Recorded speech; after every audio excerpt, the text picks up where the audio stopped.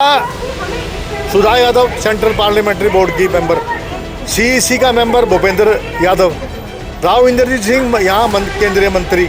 भाई तीन तोपें यहाँ दे रखी हैं, क्या कर रहे हैं? किसान यहाँ मर सवाल है, तीखा सवाल जरूर है। आप भी हुड्डा सरकार में मंत्री थे, आपने मंत्री रहते हुए क्या इन जमीन अधिग्रहण के जो मुद्दे, हमने कहा था ये जमीन अक्वायर नहीं होनी चाहिए। हमारे टाइम में मामला ठंडा पड़ गया था। सरकार आपकी थी, किससे लड़ाई लड़ी आपने? हमने तो देखो ऐसा है कि जो लड़ाई लड़ी हमने अपनी सरकार से लड़ी, किसानों के लिए लड़ी हुड्डा सरकार से। मैं सरकार अपनी सेना में तो ये अग्निपथ लिया है, तो हमारा जवान जाएगा कहाँ? जमीन चलेगी तो जवान जाएगा कहाँ? आप मुझे सरकार बता दे कहाँ जाएगा जवान हमारा? हमारे यहाँ का जवान या तो गोली चलाना जानता है फौज के अंदर, या फिर किसानी जानता है। नहीं, जय जवान नारे पर तो दक्षिण हरियाणा हमेशा साथ रहा, लेकिन जय किसान नारे पर, मैं किसान आंदोलन की बात कर रहा हूँ, पीछे रहा या पूरा इलाका? आपने भी कहा अभी उसका उदाहरण दिया मैंने कहा है कि आप लोगों को साथ रहना चाहिए था।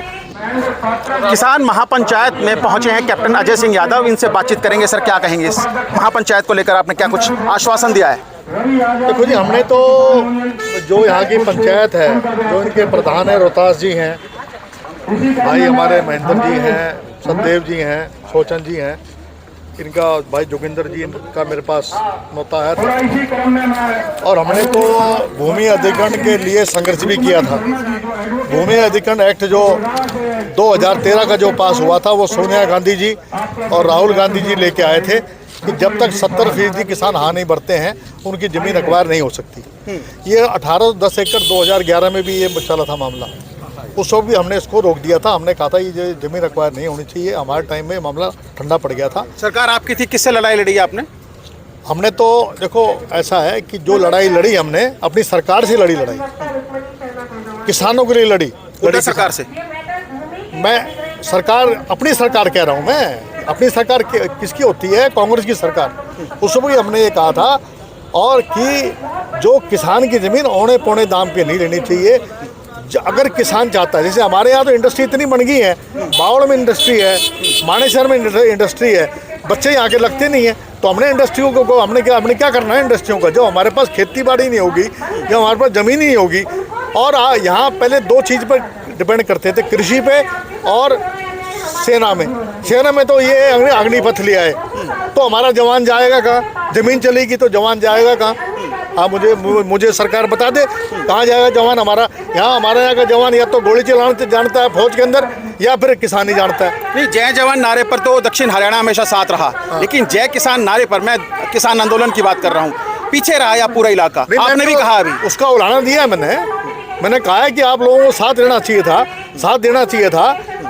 भाई देखो, हमें कुछ रोहतक वालों से और भिवानी वालों से और जींद वालों से सीखना पड़ेगा कि जब तक हम संघर्ष नहीं करेंगे, जैसे बाव वालों ने संघर्ष किया था, उनकी ज़मीन छूट गई थी।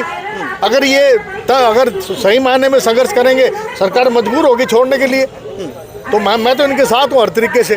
नहीं, महापंचायत में ये बात भी कही गई कि केंद्रीय मंत्री राव इंद्रजीत सिंह हैं, भूपेंद्र यादव हैं और सुधा यादव जी को महत्वपूर्ण जिम्मेदारी मिली है, तो क्यों नहीं जमीनों के अधिग्रहण का मामला सुलझ पा रहा? नाम इसलिए नहीं लिया, कोई कहते भाई राजनीति करने आ गया, वरना मैं ये कहता हूँ, क्या सुधा यादव सेंट्रल पार्लियामेंट्री बोर्ड की मेंबर, सीईसी का मेंबर भूपेंद्र यादव, राव इंद्रजीत सिंह यहाँ केंद्रीय मंत्री।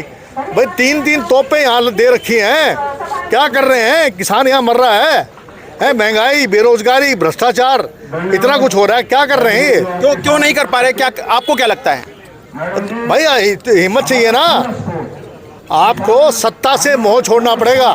जब 1 साल रह जाएगा ना 2023 में, ये सारे आपको दिखा दूंगा यहाँ आके बैठते हुए, कुछ जब वोट सही होगी। एम्स का जो है बन गया, आज तक पत्थर रख देंगे, बिल्डिंग नहीं बनाएंगे।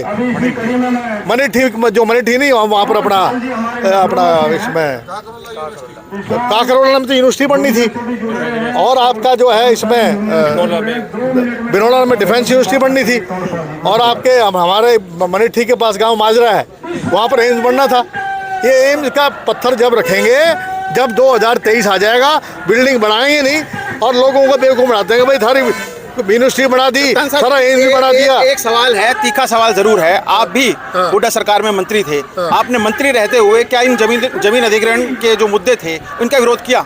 मैंने विरोध किया और हमने चिट्ठियां लिखी सोनिया जी को, और हमने कहा कि ये भूमि अधिग्रहण एक्ट लेके आओ, खुल्लम खुल्ला कहा हमने।